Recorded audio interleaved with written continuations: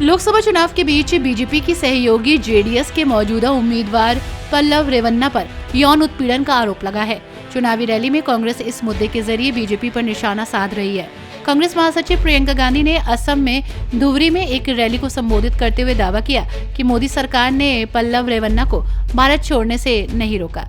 प्रियंका गांधी ने आगे कहा कि अभी कुछ दिन पहले मैं अपनी बेटी से मिलने के लिए विदेश गई थी। फिर प्रधानमंत्री और गृह मंत्री मेरी विदेश यात्राओं पर चर्चा करने लगे। वे अच्छी तरह जानते हैं कि मैं कब यात्रा करती हूँ, यहाँ तक कि वे विपक्षी नेताओं की यात्राओं पर भी नजर रखते हैं। फिर भी जब कोई आरोपी उनके जैसा कोई व्यक्ति देश छोड़ देता है तो उन्हें खबर नहीं होती। इसे कोई कैसे स्वीकार कर सकता है? इतना गंभीर अपराध करने के बाद कोई उनकी नाक के नीचे से कैसे भाग सकता है? सरकारें चला रहे हैं। आप रेवंत रेड्डी से पूछेंगे कि रेवंत जी तेलंगाना में आप क्या कर रहे हैं, तो वो आपको सारे काम गिनाएंगे।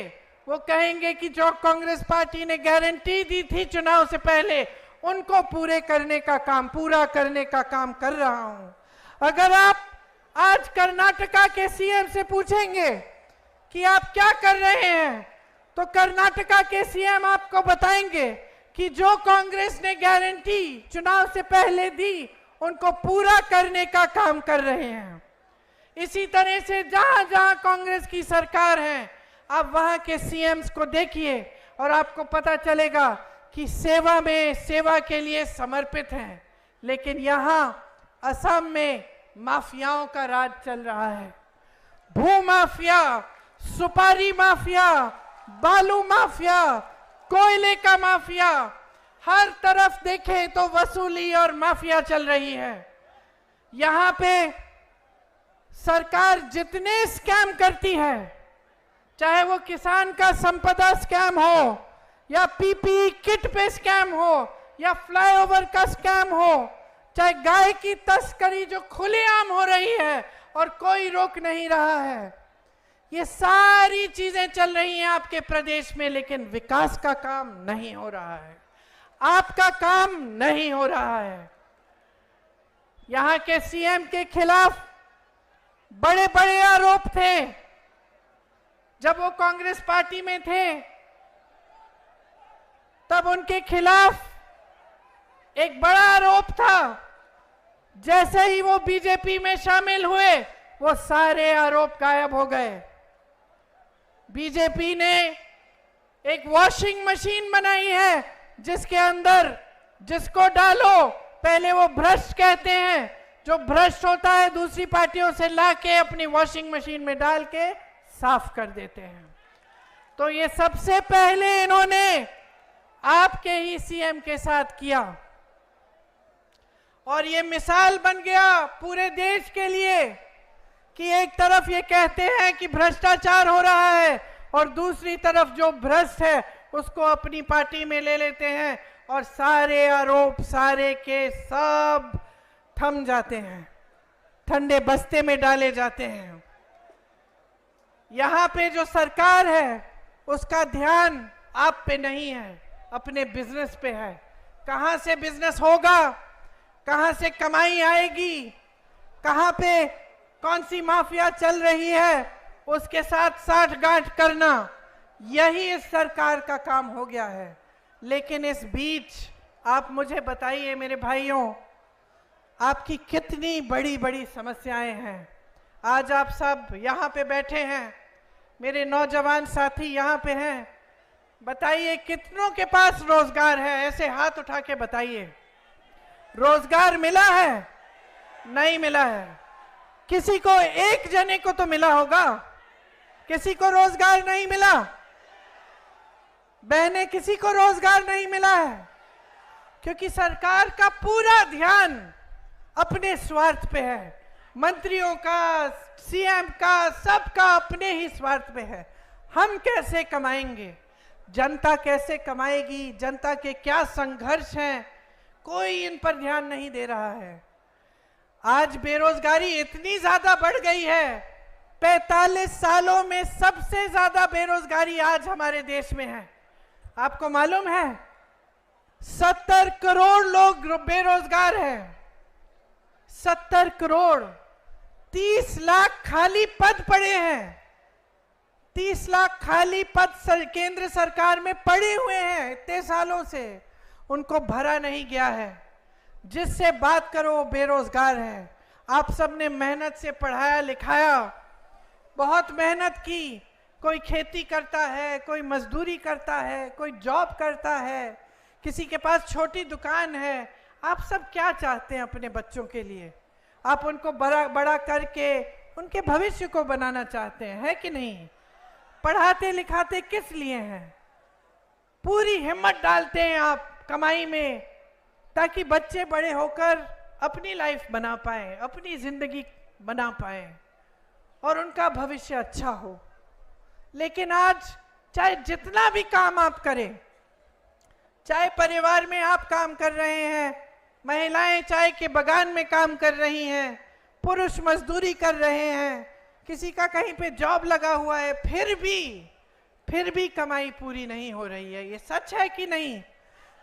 फिर भी जब आपको दुकान जाना पड़ता है कुछ खरीदने के लिए तो घबराहट होती है। जब कोई बीमार पड़ता है तो पूरे परिवार पे संकट आ जाता है कि कैसे इलाज कराएंगे। सही बात है कि नहीं? सही बात है ना? कुछ टूट जाता है घर में, बारिश आती है, पानी आ रहा है, उसको ठीक करना है, आप कहते हैं कोई बात नहीं, बाद में कर लेंगे, अभी पैसे नहीं है। बच्चों की फीस भरनी पड़ती है, बच्चों के लिए वर्दी खरीदनी पड़ती है, मुश्किलें भरी पड़ी हैं। मिट्टी का तेल, सब्जी, पेट्रोल, डीजल सब महंगा हो गया है। जो खेती करता है वो खेती में कमा नहीं पा रहा है। एमएसपी तो मिलती ही नहीं है आपको। और खेती में जितने भी सामान आप इस्तेमाल कर रहे हो आज, सब पे जीएसटी लगा लगा के उनको महंगा कर दिया है। बाढ़ आती है, बारिश आती है, बाढ़ में आपको कोई मदद नहीं मिलती, आपकी जमीनें चली जाती हैं पानी के नीचे, मुआवजा नहीं मिलता है समय पे, कोई पूछने वाला नहीं है। ना आपकी असम की भाजपा की सरकार पूछ रही है और ना मोदी जी की केंद्र की सरकार। आपके यहाँ भाजपा के कार्यकर्ता आते हैं, कहते हैं फॉर्म भरो, मेरी बहनों को कहते हैं फॉर्म भरो, नहीं तो वोट दो, नहीं तो 1200 रुपए नहीं मिलेंगे, कहते हैं ना। आए हैं ना फॉर्म भरने? आप अगली बार आएंगे ना आपके घर तो आप उनसे पूछिए 1200 रुपए से आज क्या मिलता है?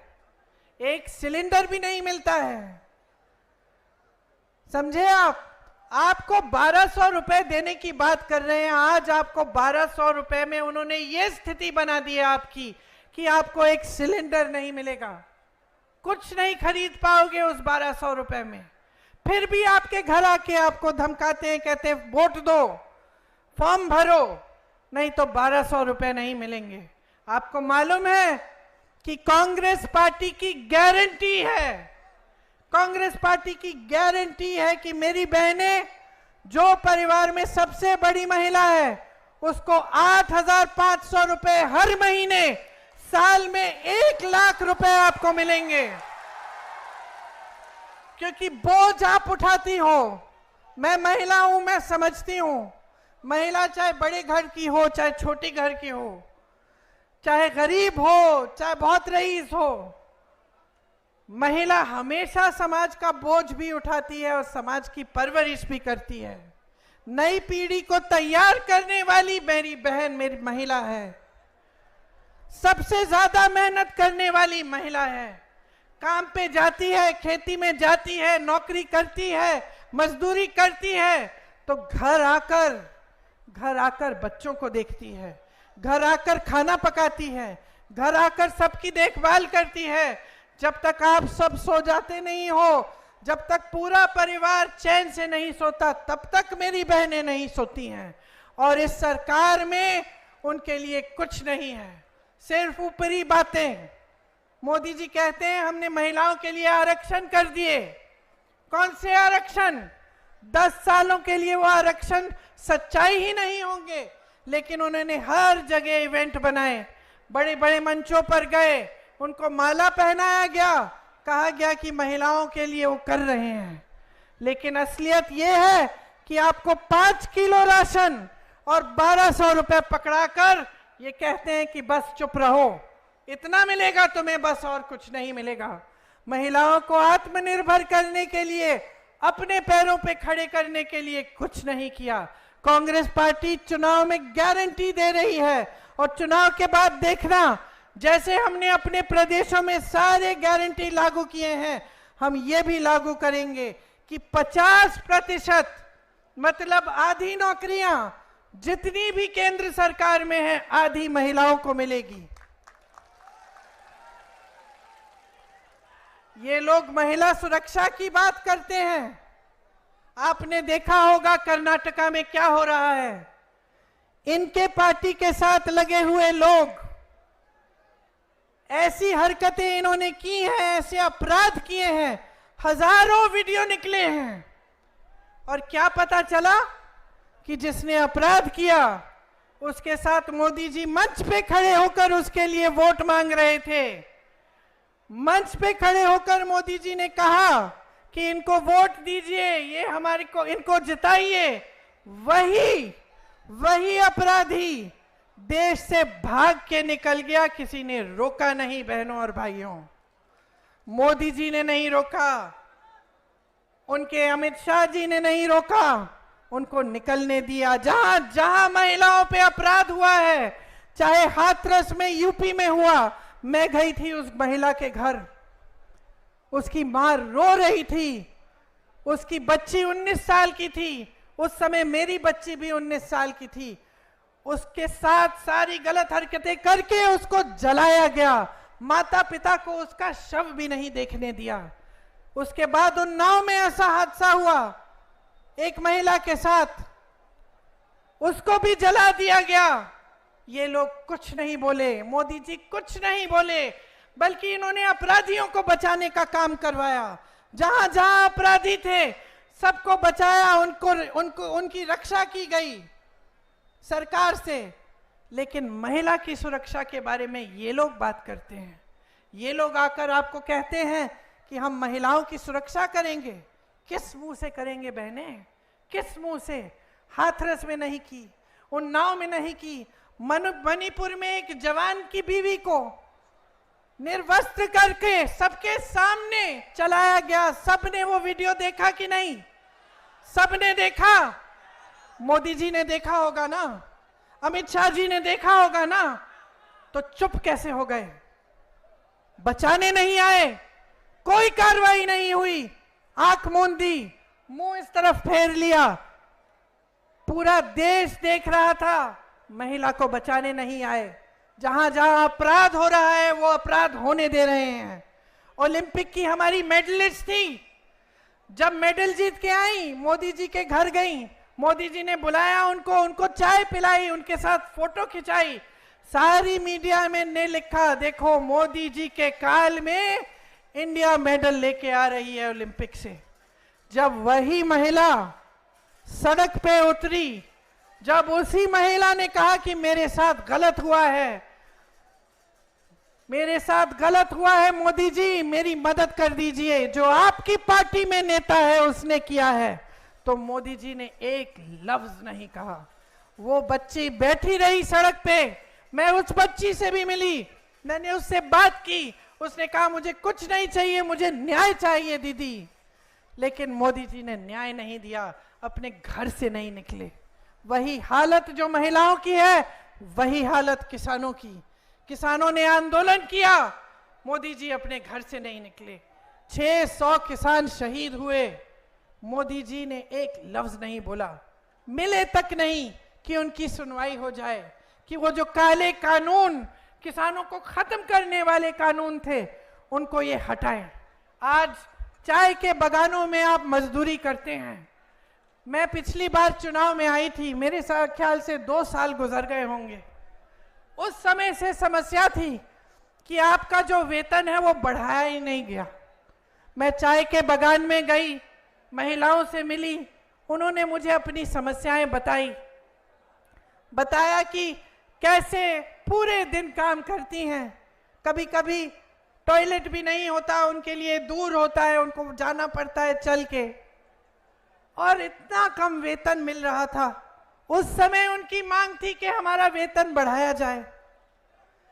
2 साल गुजर गए, आप भाजपा की सरकार लाए, आपके मुख्यमंत्री चाय के बगानों को हड़पवाते हैं, चाय के बगानों में अलग अलग बिजनेस कराना शुरू कर दिए हैं, लेकिन जो चाय के बगान में मजदूरी करते हैं उनका वेतन उन्होंने नहीं बढ़ाया। तो आप सोचिए, कांग्रेस में हमने कहा है कि हर रोज की मजदूरी 400 रुपए तक हम बढ़ाएंगे और ये हमारी गारंटी है। यहां आपकी मांग है कि कोच राजवंशी समुदाय जो है उसको एसटी स्टेटस मिले। कब से आपकी पुरानी मांग है, इस मांग का हम पूरा समर्थन करते हैं। आपने सुना होगा राहुल जी कहते हैं कि जाति जनगणना कराएंगे। जाति जनगणना का मतलब है कि ये गिनती होगी कि किस समुदाय में, किस जाति में कितने लोग हैं, ताकि सही से भागीदारी पूरी देश में हो पाए। और सिर्फ जाति के आधार पर नहीं, लेकिन अमीरी गरीबी के आधार पर भी, ताकि हम जान जाएं कि भाई यहाँ ये समस्या है, ये जाति है, ये धर्म के लोग हैं, जहाँ पे कुछ अलग सी समस्या है और इसको पूरा करने के लिए हम क्या करें, यहाँ इनकी पूरी भागीदारी नहीं हो रही है। तो ये सब चीज़ों को समझने के लिए ये जाति जनगणना कराएंगे। लेकिन इसमें एक महत्वपूर्ण बात यह है कि आज जो रिजर्वेशन पे 50% का कैप है वो हटाया जाएगा। इसीलिए जो कांग्रेस पार्टी की नीतियां हैं उनको आपको अच्छी तरह से समझने की जरूरत है। देखिए, जहां जहां हमारी सरकारें चल रही हैं वहां आपकी भलाई के लिए चल रही हैं। पहले से हमारी राजनीति ये रही है कि हम जनता की सेवा करें। जनता कैसे मजबूत होगी, आपके भविष्य कैसे बनेंगे। लेकिन यहां असम में बीजेपी और एआईयूडीएफ का जो गठजोड़ है वो यहाँ की राजनीति को एकदम एक दूसरी दिशा में ले गई है। बदरुद्दीन जी और हेमंतो बिस्वा सरना जी के का एक गुप्त गठजोड़ है, अंदर अंदर से मिले हुए हैं। दोनों एक दूसरे की बड़ी तारीफ करते हैं। आपने सीएम जी का इंटरव्यू देखा होगा, उस इंटरव्यू में क्या कहा उन्होंने, कोई बताएगा? आप बताओ। वो बोले हैं बदरुद्दीन जी के दिल की इच्छा थी कि मैं सीएम बनूं, समझे? वो बोले हैं कि जहां मैं कहता हूं वहां इनका वोट डलता है।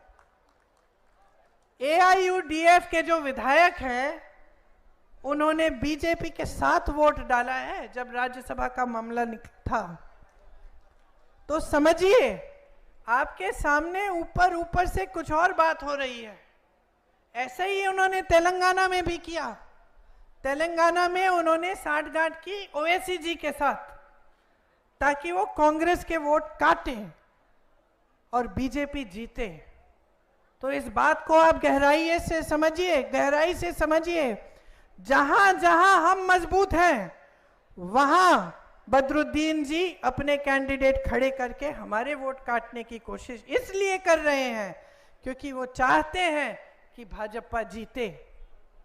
3 बार सांसद बने हैं। मुझे बताइए, कोई नया स्कूल खोला, कोई अस्पताल खोला, कोई बड़ी यूनिवर्सिटी लाए आपके यहाँ, कोई अच्छा बड़ा कारोबार, कोई इंडस्ट्री लाए जिससे आपको नौकरी मिल सकती थी?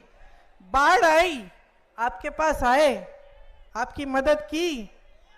वो तो खुद कहते हैं कि वो व्यापारी हैं, खुद कहते हैं मैं व्यापारी हूं, मैं बिजनेसमैन हूं, है कि नहीं? तो वो तो व्यापार ही कर रहे हैं, राजनीति नहीं कर रहे हैं, वो सेवा नहीं कर रहे हैं, वो व्यापार कर रहे हैं आपके साथ। और जहां जहां उनका फायदा है वहां वहां जा रहे हैं। ये आपका फायदा नहीं दे रहे हैं। उनके इतर का बड़ा बिजनेस है कि नहीं?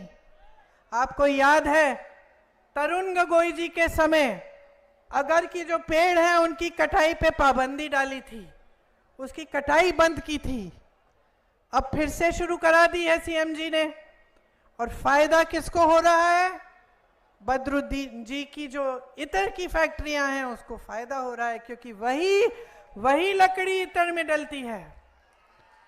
तो देखिए, जो समझने की बात यह है ना कि चाहे AIUDF हो, बदरुद्दीन जी हो, भाजपा के हेमंतो बिस्वा शर्मा जी हो, ये सरकार जो चलाते हैं ये बड़े बड़े खरबपतियों के लिए चलाते हैं और इसी तरह की सरकार मोदी जी चलाते हैं। अब चाहे असम में हो चाहे पूरे देश में हो, सरकारें खरबपतियों के लिए चल रही हैं। इससे हमें पता कैसे चलता है कि ये बात सच है?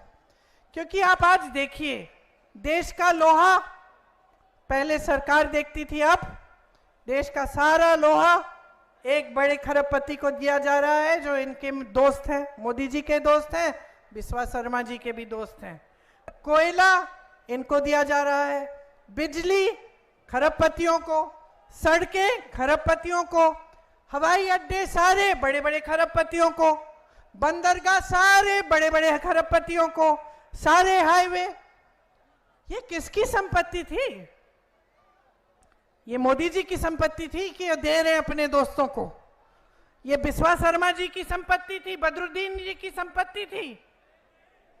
किसकी संपत्ति थी ये आपकी संपत्ति है। बड़े बड़े सरकारी कारखानों से आपको नौकरी, आपको रोजगार मिलती थी, लोग खुश हो जाते थे, सरकारी नौकरी मिली है, पेंशन मिलेगा, जीवन भर सुरक्षित रहेंगे। आज क्या परिस्थितियां हैं? आज ऐसा कह सकते हो? उसी तरह से कांग्रेस ने प्राइवेट बिजनेस को खूब बढ़ावा दिया, बड़े बड़े कारखाने खड़े करवाए, लेकिन जिससे आपको रोजगार मिलता था। आपकी संपत्ति आपसे लेकर उनको देने की बात नहीं हुई।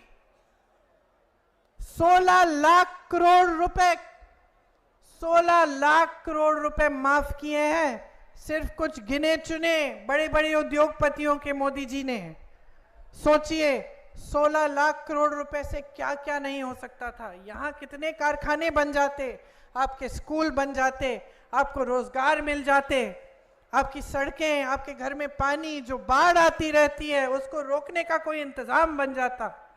16 लाख करोड़ रुपए इन्होंने बड़े बड़े खरबपतियों को माफ किए। देश के किसान को इनसे पूछो कितने रुपए माफ किए इन्होंने, पूछो मोदी जी से, पूछो हेमंतो बिस्वा शर्मा जी से, 1 रुपया नहीं माफ किया। कांग्रेस की जहां जहां सरकारें रही, छत्तीसगढ़ में छत्तीसगढ़ के किसान से पूछो, किसानों का कर्ज माफ करने का काम हुआ वहां। आज परिस्थिति यह है, मीडिया को खरीद लिया है सब बड़े बड़े सेठों ने, विपक्ष पर धड़ाधड़ हमला है, भयानक हमला है, विपक्ष के खाते बंद कर रखे हैं, 2 चीफ मिनिस्टर जेल में है चुनाव के समय। इस देश के इतिहास में ही कभी पहले नहीं हुआ। पहली बार इस देश के इतिहास में 2 चीफ मिनिस्टर जेल में पड़े हैं, चुनाव चल रहा है। मोदी जी स्कीम लाए, इलेक्टोरल बॉन्ड की स्कीम, कहते हैं कि हम सबसे ईमानदार प्रधानमंत्री हैं इस देश के इतिहास में। देख लो, यहां आकर जब आपको भाषण देंगे सुन लेना क्या कहते हैं। कहेंगे, मैं अकेला भ्रष्टाचार के खिलाफ लड़ रहा हूं, मैं अकेला ईमानदार हूं इस देश में, बाकी सारे भ्रष्ट हैं, ऐसा कहते हैं। तो मैं आपको बताना चाहती हूं कि ये ईमानदार प्रधानमंत्री कैसी स्कीम निकाल के लाए। स्कीम ये थी कि जो भी चंदा देगा किसी भी राजनीतिक दल को, उसका नाम गुप्त रहेगा। यह ईमानदारी की स्कीम थी इनकी कि उसका नाम गुप्त रहेगा। सुप्रीम कोर्ट ने कहा कि यह गलत स्कीम है, ये नाम गुप्त नहीं रहने चाहिए, नामों को खोलो, सबके सामने बात आनी चाहिए कि किसने कितना चंदा दिया। अच्छा, जब ये हुआ तो मोदी जी को अचानक लग गया कि पब्लिक को पता चल जाएगा कि किसने क्या क्या दिया, कहां कहां से मैंने चंदा लिया है और कैसे। तो फिर कहने लगे कि अरे, पहली बार इतिहास में ये सूची पारदर्शी हो गई है, जनता को दिख रही है। तुमने थोड़ी दिखाई, अरे मोदी जी ने खुद थोड़ी दिखाई। ये पारदर्शी कैसी हुई? क्योंकि सुप्रीम कोर्ट ने, जजों ने बोला कि इसको पारदर्शी बनाओ। इससे पहले तो मोदी जी की स्कीम ये थी कि गुप्त रहेगा। अच्छा चलिए, सूची दिखी, सूची में आप सोचिए चंदा कैसे कैसे लिया गया।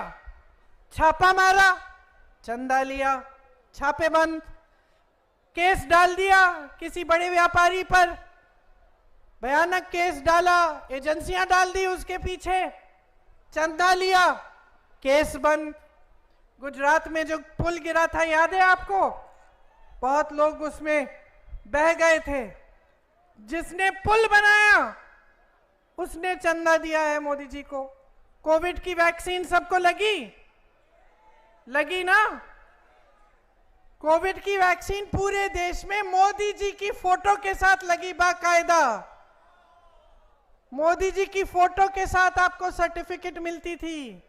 उस कोविड की वैक्सीन को बनाने वाले ने इनको चंदा दिया।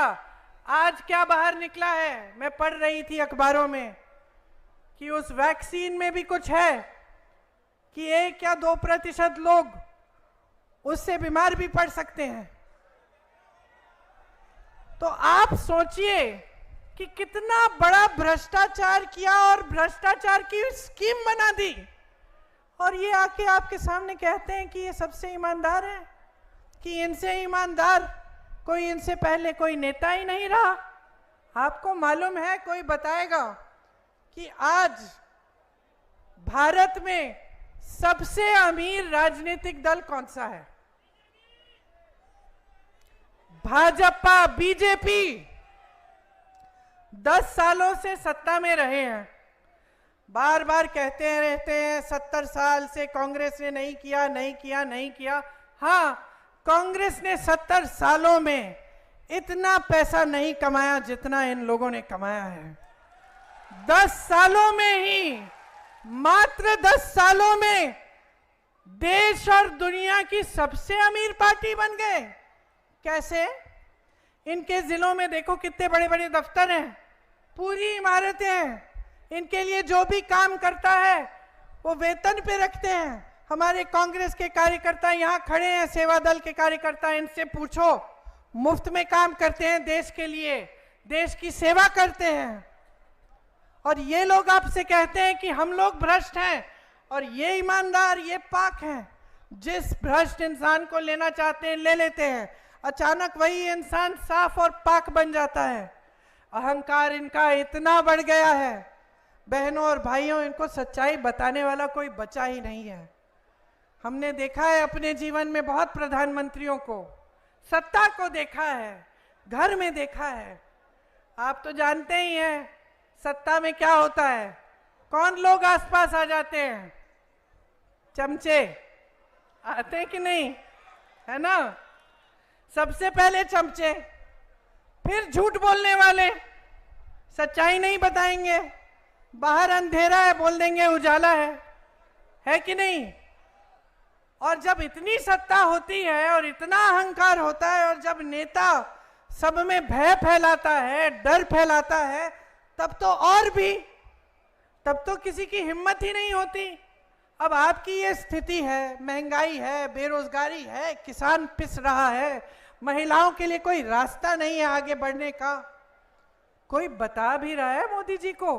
मुझे नहीं लगता। जैसे टीवी वाले हम सबको रोज रोज सुनाते हैं ना कि बहुत अच्छा हो रहा है, अर्थव्यवस्था आगे बढ़ रही है, सब अमीर हो रहे हैं देश में, उसी तरह से मोदी जी को सुनाया जा रहा है रोज सुबह शाम। उनको सच्चाई मालूम ही नहीं है, अब दूर हो गए हैं जनता से।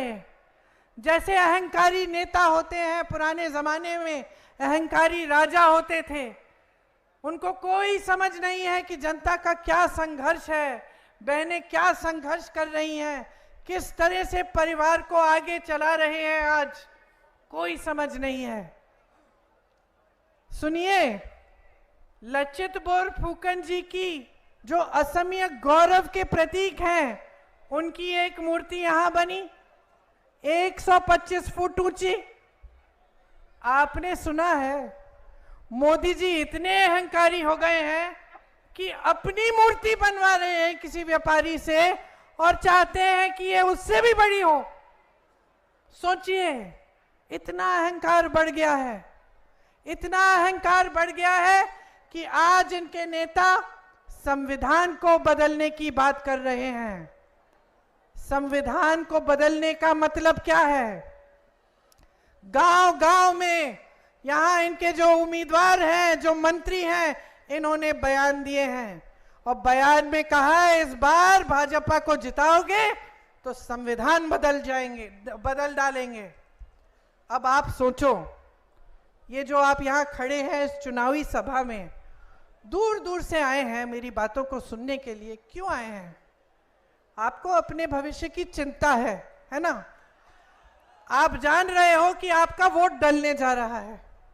ये वोट आपके जीवन में तरक्की भी ला सकता है, गलत जगह चले जाए तो आपके जीवन को पीछे भी ला सकता है। आप 10 सालों से देख रहे हैं कोई तरक्की नहीं आई है। ये वोट आपका सबसे बड़ा औजार है। आज अगर आप अपने भविष्य को बदलना चाहते हैं तो हमारे संविधान ने आपको ये वोट दिया है। ये जो शक्ति दी है ना कि आप यहाँ पे बैठे हो, जो भी आप काम करते हो, मजदूरी करते हो, खेती करते हो, आपको वही अधिकार दिया है जो यहाँ पे मंच पे बैठे नेताओं को दिया है। आपको वही अधिकार दिया है एक किसान को जो प्रधानमंत्री को अधिकार दिया है। एक गांव की महिला को वही अधिकार दिया है जो एक मंत्रिमंडल में बैठी महिला को दिया है। और वो यही अधिकार है, यही चीज है जो इस देश में सबको समान दृष्टि से देखती है, संविधान। और ये अधिकार जो वोट का अधिकार है, ये संविधान ने दिया है। संविधान आपको बचाता है। आप कुछ गलत देख रहे हैं, इसको ठीक करना चाहते हैं, वोट कर सकते हैं। संविधान आपको मदद करता है, आपकी सहायता करता है। अगर आपका समुदाय या आपकी जाति आगे बढ़ नहीं पा रही है तो संविधान में आपके लिए आरक्षण है ताकि आप आगे बढ़ पाएं।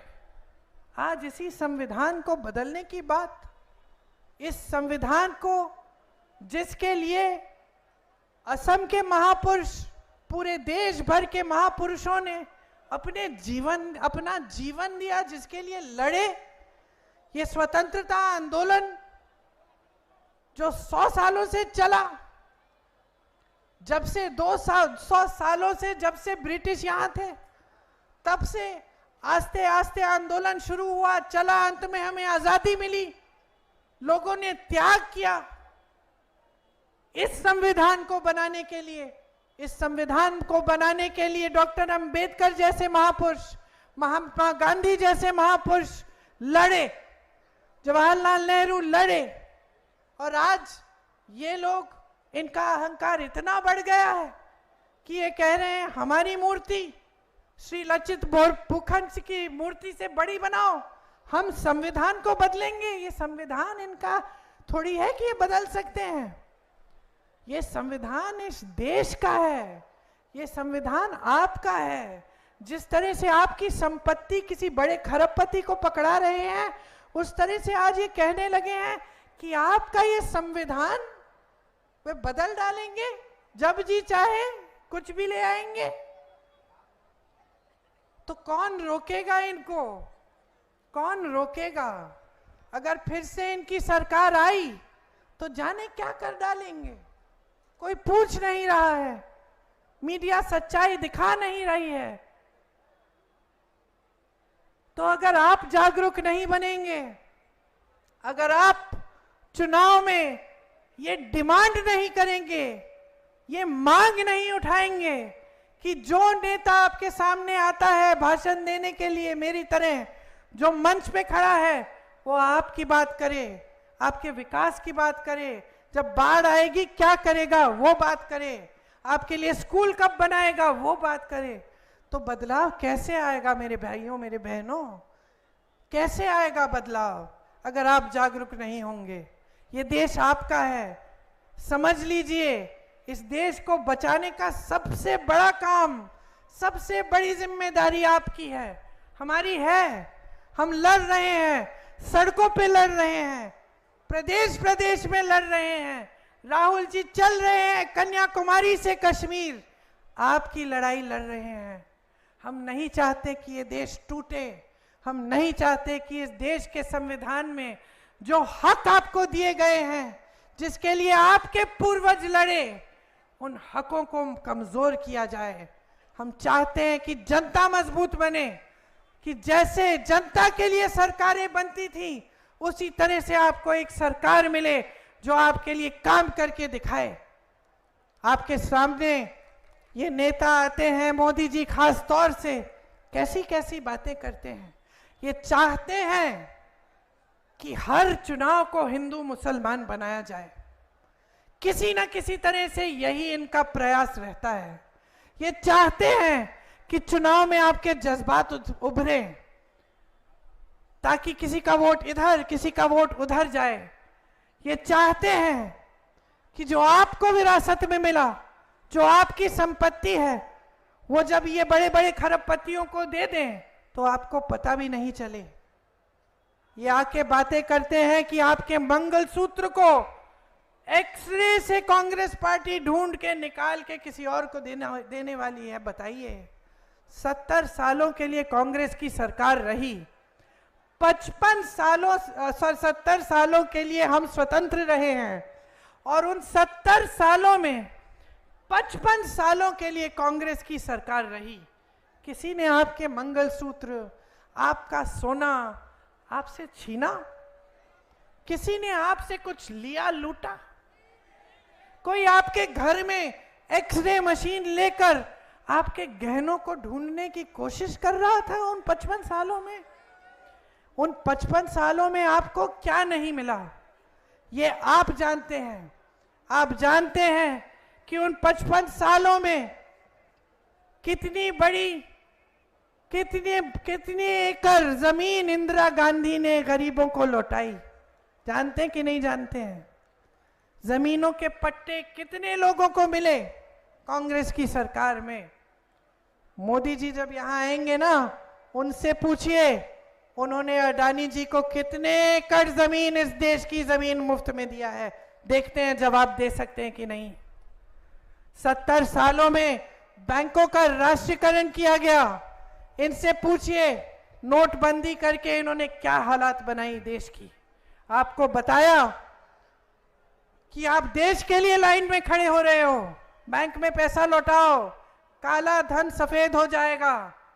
आज सब सामने आ गया ना। नोटबंदी में कौन सा काला धन आया? अब इलेक्टोरल बॉन्ड्स में दिख रहा है। एक जज ने कहा, कहीं पे मैंने पढ़ा, लिखा हुआ था अखबार में, कि यही एक स्कीम थी काले धन को सफेद करने की।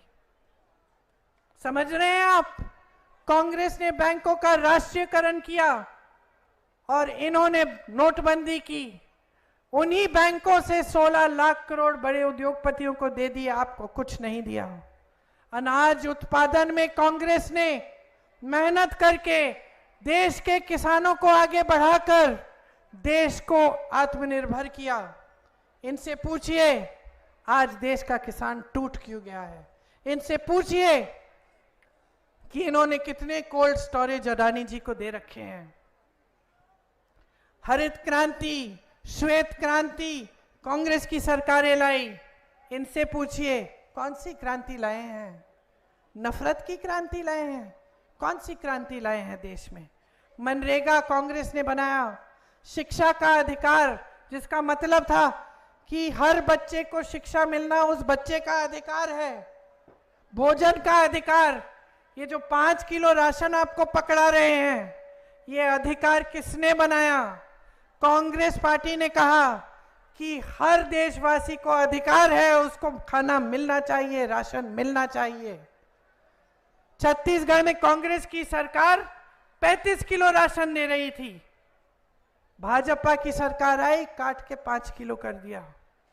कांग्रेस ने इस देश में आईआईटी बनाए, आईआईएम बनाए, एम्स बनाए, विश्वविद्यालय बनाए, इसरो बनाया, डीआरडीओ बनाया, बीएचईएल बनाया, सेल बनाया, ओएनजीसी बनाया, एचएएल बनाया, भाखड़ा नंगल डैम बनाया। एक ऐसी संस्था का नाम ले ले मोदी जी यहां खड़े होके, क्या बनाया उन्होंने? कौन सी ऐसी संस्था बनाई? ईडी क्या बनाया इन्होंने? 20,000 करोड़ का संसद भवन का सुंदरीकरण किया जब देश का किसान 15,000 का बकाया मांग रहा था। कोई एक ऐसी संस्था नहीं बनाई उन्होंने, आपके लिए कुछ ऐसा नहीं किया जिससे आप आगे बढ़ पाए। सिर्फ इनके बड़े बड़े इवेंट, कभी ये कभी वो, कभी विदेश जाएंगे, कभी अफ्रीका में दिखेंगे, कभी अमेरिका में दिखेंगे, हर जगह घूमते हुए दिखेंगे, आपके घरों में कभी नहीं दिखेंगे। मैं एक चुनौती देती हूं भाजपा के नेताओं को, एक वीडियो दिखा दे मुझे जहां मोदी जी वाराणसी में, जो उनका संसदीय क्षेत्र है, वाराणसी में किसी एक गरीब के घर के अंदर गए हों। नहीं गए, परवाह नहीं है आपकी, अपनी सत्ता की परवाह है। हेमंत बिस्वा सरना जी को, बदरुद्दीन जी को, मोदी जी को, और मैं एक सांस में तीनों का नाम ले रही हूं क्योंकि तीनों एक समान हैं। तीनों आपके जज्बातों का फायदा उठाना चाहते हैं। तीनों चाहते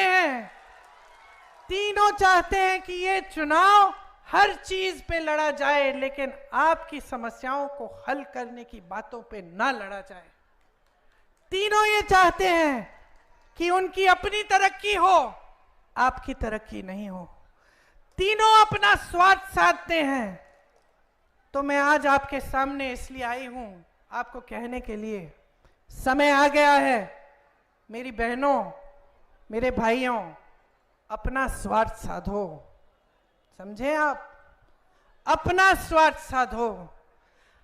आपको कहां पे फायदा है, आपके लिए कौन सी पार्टी क्या करेगी, आपकी सड़क कौन बनाएगी, आपको मदद कौन करेगा, आपके लिए कौन स्कीम लाया है अच्छी, ये समय आ गया है। इस देश की राजनीति को पटरी पे लाओ, इस देश के नेताओं को समझाओ, मुद्दे पे आओ।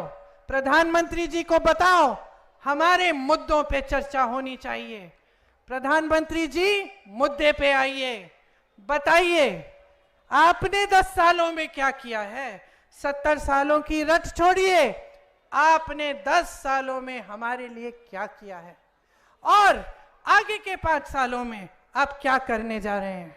बताइए उनको कि हम नहीं जानना चाहते कि आप संविधान बदलेंगे, हम नहीं जानना चाहते कि आप कौन से नए देश में भ्रमण करने जाएंगे, हम नहीं जानना चाहते कि आपका जो 16,000 करोड़ रुपए का 2 हवाई जहाज है आपके, उसके अंदर कौन से रंग की सीट है। हम जानना चाहते हैं कि हमारे लिए क्या करोगे। ये है आपकी जिम्मेदारी।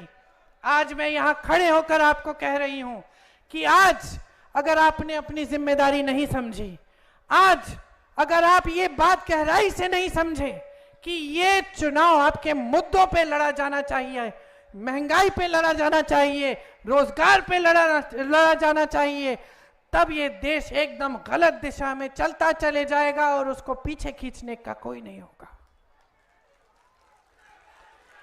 कांग्रेस ने एक घोषणा पत्र निकाला, हमने उसे न्याय पत्र कहा। न्याय पत्र क्यों? क्योंकि हम समझते हैं कि आपके साथ कितना अन्याय हुआ है। 10 सालों में सिर्फ झूठों की राजनीति हुई है, सिर्फ आपको बताया गया कि ये करेंगे वो करेंगे, कुछ नहीं किया। न 15 लाख रुपए आपके खाते में गए, न 2 करोड़ रोजगार बने, ना आपका विकास हुआ, ना आपकी तरक्की हुई।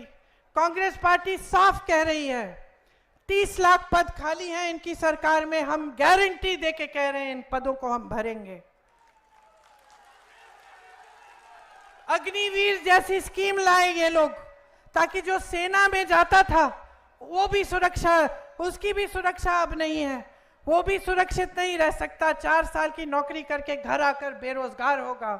हम उस स्कीम को रद्द करेंगे। हम 5,000 करोड़ रुपए का फंड निकालेंगे नौजवानों तुम्हारे लिए, ताकि तुम अपना छोटा कारोबार शुरू करना चाहो तो तुम्हें उस फंड से पैसे मिलेंगे। हम ये जितने भी बड़े बड़े खरबपति अरबपति हैं, जब इनके बच्चे पढ़ाई खत्म करते हैं, बड़े बड़े पाठशालाओं में जाते हैं, बड़ी बड़ी यूनिवर्सिटी में, उसके बाद इनको एक प्रोग्राम अप्रेंटिसशिप करते हैं, वो 1 साल के लिए कहीं इंटर्नशिप की, कहीं कुछ किया, और वो थोड़ा कमा लेते हैं जब तक उनको प्रॉपर नौकरी नहीं मिलती। लेकिन ये सुविधा गरीब बच्चों के लिए नहीं है।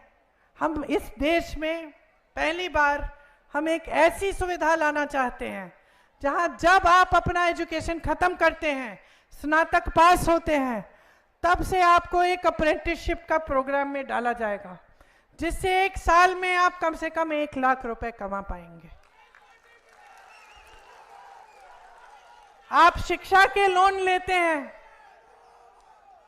कितनी मेहनत करते हैं, शिक्षा के लिए लोन लेते हैं, किसी को ट्यूशन फी भरनी पड़ती है, मेहनत से इतना काम करते हैं, पेपर लीक हो जाते हैं। हम कह रहे हैं कि पेपर लीक के खिलाफ हम एक कानून लाएंगे, जो शिक्षा के लिए लोन ले रहा है उसका लोन हम माफ करेंगे। ये फसल में आपका नुकसान होता है जब बाढ़ आती है, तो हमारी गारंटी है कि 30 दिनों के अंदर अंदर आपको पूरा मुआवजा मिलेगा, पूरा भुगतान मिलेगा। खेती के सारे सामान हम जीएसटी से मुक्त करेंगे। आपको एमएसपी नहीं मिलती, जो न्यूनतम समर्थन मूल्य है। हम एक कानून ला रहे हैं कि कानून के तहत किसानों को न्यूनतम समर्थन मूल्य मिलना पड़ेगा। ये किसान का अधिकार बना रहे हैं हम।